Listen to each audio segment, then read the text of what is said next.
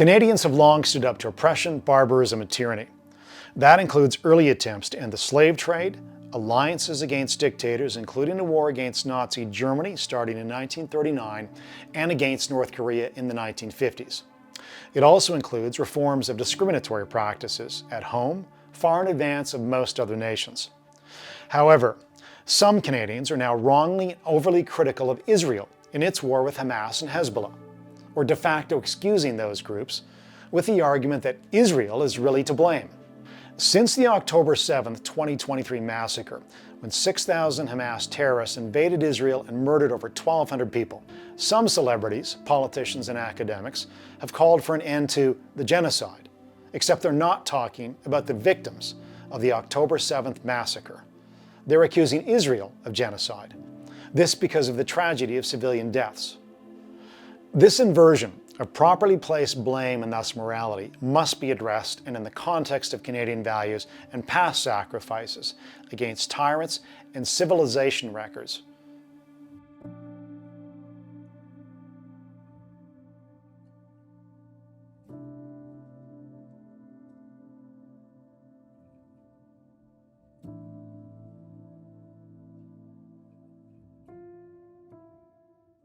Canada has long been ahead of the curve when it comes to advancing a free, flourishing society at home and abroad. Under the abolitionist British governor John Graves Simcoe in 1793, Upper Canada worked to limit slavery with an eye to its eventual end, in practical terms by around 1820. That was years and decades before the British Empire formally ended slavery in 1833, the United States in 1865, and 140 years before Saudi Arabia ended slavery in 1961. When Nazi Germany invaded Poland in September 1939, Canada was one of the first countries to declare war on Germany just days after the United Kingdom. We sent our soldiers over early. Canadian governments began to dismantle barriers against minorities starting in the 1940s and 1950s, far in advance of the American civil rights movement of the 1960s. In the 1980s, Canada spearheaded international efforts to end apartheid in South Africa and free Nelson Mandela. Canada and our people have advanced freedom for an ever-increasing diverse set of people around the world and at home. That is one reason why we should always be on the lookout for threats to freedom and laudable societies, including attacks against our allies. Israel and her citizens, Jewish, Muslim, Christian, Baha'i, and others, have been under attack time and again over the decades. That includes pogroms against Jews before the State of Israel even existed, such as the 1929 terror attack in Hebron that was exactly similar to the October 7th massacre in southern Israel. That includes declarations of war by Arab states at Israel's founding in 1948, and who refused to accept a partition plan for two states, Israel and Palestine. That includes the Hamas massacre of October 7th, the reason Israel then went to war in Gaza. Recall that Hamas terrorists raped and murdered their way through southern Israel, killing over 1,200 babies, children, teenagers, festival goers, grandparents, pregnant women, and Israelis and non-Israelis alike. Hamas also kidnapped 252 people, over 100 of whom are still held hostage. Let's be clear, Hamas, Hezbollah, the Houthis, and Iran's regime explicitly call for the extermination of Israel and all those living there. Despite that fact, some blame Israelis, but the reflexive critics are wrong in their analysis of the core problem. They wrongly blame Israel's existence instead of revolutionary terrorism and theocrats who accept no compromise. The critics are also thus wrong in their moral reasoning, accusing Israel of genocide instead of seeing attacks on Hamas, Hezbollah, and the Houthis as part of a war for survival, akin to the World War against Nazi Germany between 1939 and 1945.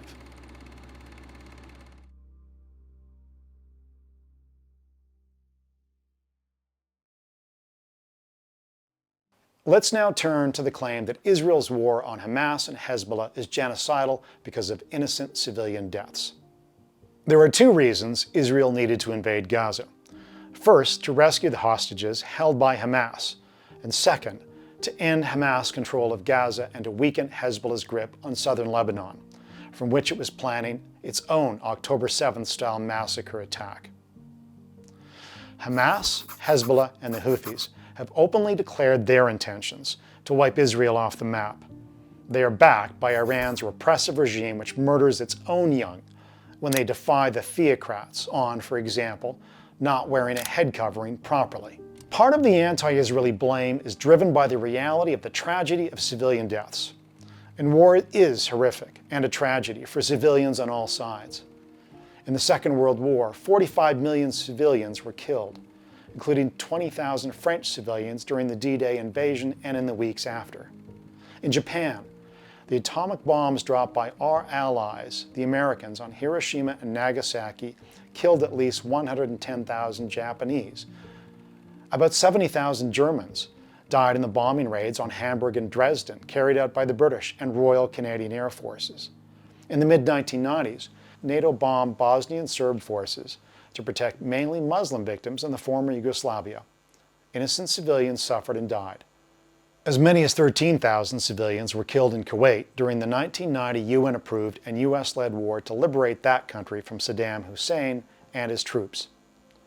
War is tragic and destructive, but just wars are still necessary. The Second World War was a just war. Europe had to be freed from Nazi tyranny, and Asia freed from Imperial Japan. The Korean War was a just war, freeing South Korea from North Korean communism, despite the tragic loss of 1.5 million civilians. It is because of the horrors of war, even when justified, that it is also proper and desirable to limit civilian casualties where possible. No military that fights an entrenched enemy in cities or anywhere else can avoid all civilian casualties. But Israel has taken more measures to avoid civilian deaths than most military forces in history. In Gaza, Beirut, and southern Lebanon, Israel has sometimes warned civilians hours, days, or weeks in advance to leave for a safe zone. This has included explicit instructions on when, how, and where to evacuate. Given that the Israeli military has given advance notice on occasion and given up the element of surprise to preserve civilian lives, Israeli soldiers pay the price. The Israeli Defense Force lost 715 soldiers and 66 police officers in Gaza, in part because Hamas knew they were about to enter. Hamas and Hezbollah have also both deliberately blended their forces in with civilians. That includes storing guns, ammunition, bombs, and rockets in homes, schools, and hospitals. Few nations now or in history, including Canada and our allies in the Second World War, have gone to such lengths to minimize civilian casualties.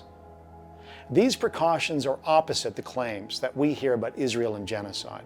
Civilian deaths in war, especially when a military tries to avoid as many as possible, is not genocide, nor is occupation of a territory claimed by someone else. Here's the dictionary definition of genocide: the deliberate and systematic destruction of a racial, political, or cultural group. The total population of Gaza and the West Bank grew from under 1 million in 1950 to 5.5 million now.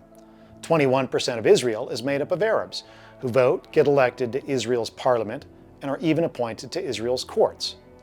By contrast, here's what actual genocides look like: the Cambodian killing fields under the Khmer Rouge, Rwanda in 1993, the Holocaust.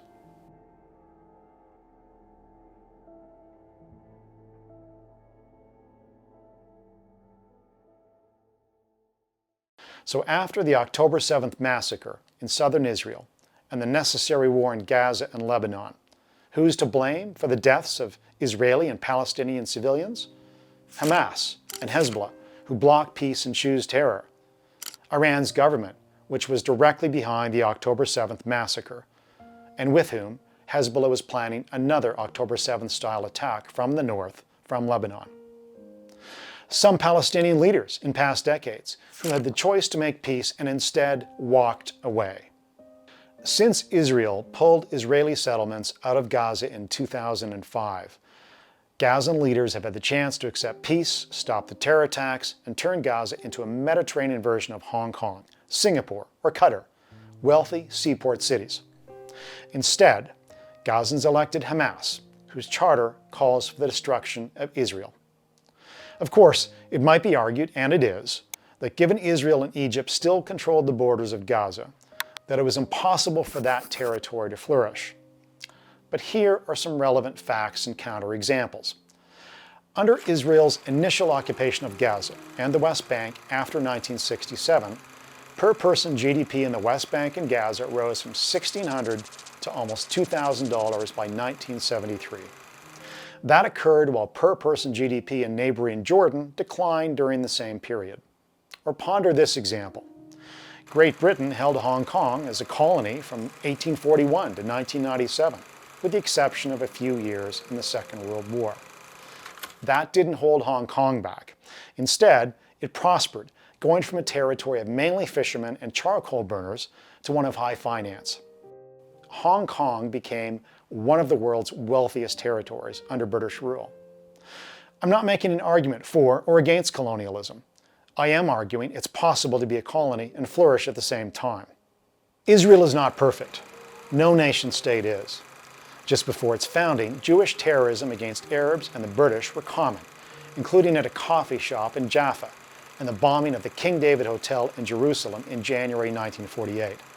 Also, many Arab evacuations were forced and with tragic consequences.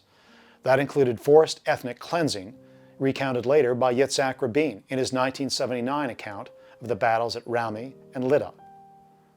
Accounts initially censored by the Israeli government. That's also the reality of wars and independence movements, including ones such as Israel's, endorsed by the United Nations in 1947.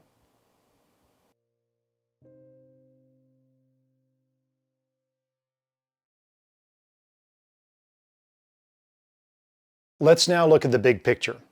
Has Israel, from 1948 forward, had partners in peace? The answer is both yes and no. When I visited the Palestinian Authority in July 2005 in Ramallah, I met Saeb Erakat, then a Palestinian politician and diplomat. In response to Erakat's complaint that too many Palestinians were in Israeli jails, I pointed out that many have been involved in terror attacks against Israeli civilians. I then asked Erakat when the Palestinian leadership would crack down on the radicals in their midst in order to get to a peace agreement with Israel. In response, Erakat told me the Palestinians would never fight Palestinians. I pointed out that Americans fought each other in a civil war to end secession and slavery. I also pointed out that even Sinn Féin leader Gerry Adams and the Provisional IRA's Marty McGuinness clamped down on their own side to reach an agreement with the British over Northern Ireland in 1998. That Good Friday Agreement ended nearly 3 decades of the Troubles, as they call it, including terrorist attacks and the reality of murders of soldiers and civilians. The core problem for Israel is the lack of a pragmatic Palestinian counterpart, a recurring problem since 1948, when Arab states initially refused a two-state solution. In contrast, Israel has concluded peace treaties with opponents where good faith leaders exist. Here are some examples. After Egypt and Syria lost the Six-Day War they started in 1973, both Egypt and Israel sought peace. In 1978, American President Jimmy Carter brokered the Camp David Accords between Israel and Egypt. That led to a 1979 peace treaty. The Egyptian president, Anwar Sadat, was later assassinated by his own soldiers for agreeing to that treaty. Nonetheless, the peace agreement endures. The Camp David Accord is also a good example of where Israel showed it was willing to give up territory for peace. As part of the 1979 peace agreement with Egypt, Israel gave up the entire Sinai Peninsula, an area 3 times the size of Israel. In 1993, PLO leader and terrorist Yasser Arafat signed the Oslo Accords with Israel, which allowed him to come back to the West Bank to lead the Palestinian Authority. But terror attacks on Israel continued with Arafat's covert approval. Despite that, in 2000, another American president, Bill Clinton, brokered a peace treaty between the Israeli Prime Minister Ehud Barak and Yasser Arafat. That deal gave Arafat and the Palestinians 97% of what they demanded. Many of Arafat's young aides told Clinton they wanted the deal, but Arafat walked away and refused to sign. He instead started what became a 5-year string of terror attacks on Israelis, mainly civilians. Israel has concluded more recent diplomatic accords with selected Arab and mainly Muslim countries. Those include the Abraham Accords with the United Arab Emirates, Bahrain, Morocco, and Sudan.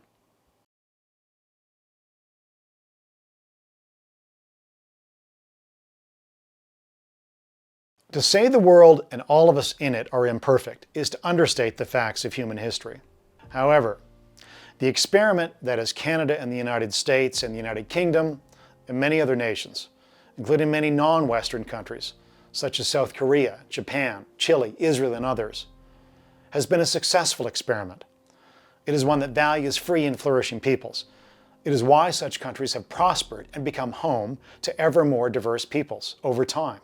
That means we should ally with nations such as Israel and others whose free and flourishing civilizational norms are under attack, in this case by genocidal theocrats in Tehran and elsewhere.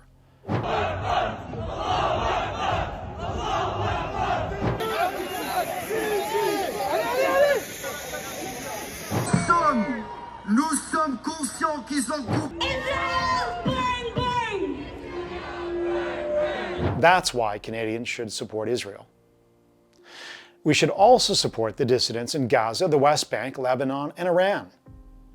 Remember that plenty of people under corrupt and repressive regimes wish their societies looked a lot more like Singapore and Switzerland than the war zones and poverty traps they now endure.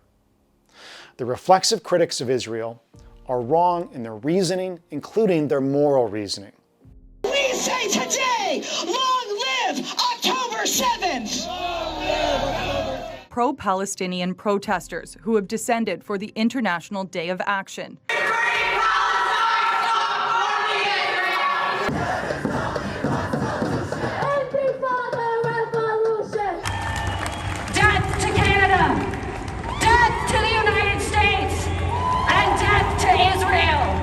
They also underestimate the danger of Hamas, Hezbollah, Houthis, and the Iranian regime to 10 million Israelis of every creed and color. They also downplay the danger of radicals to free, flourishing countries the world over, including Canada. Canadians and others around the world helped create a freer, more flourishing post-war world.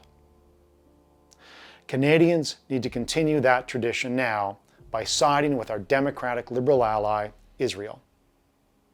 In the Second World War, Canada went to war against Germany because the Nazis were tyrannical, genocidal, and evil, and needed to be defeated. Siding with our allies was the right thing to do then and now.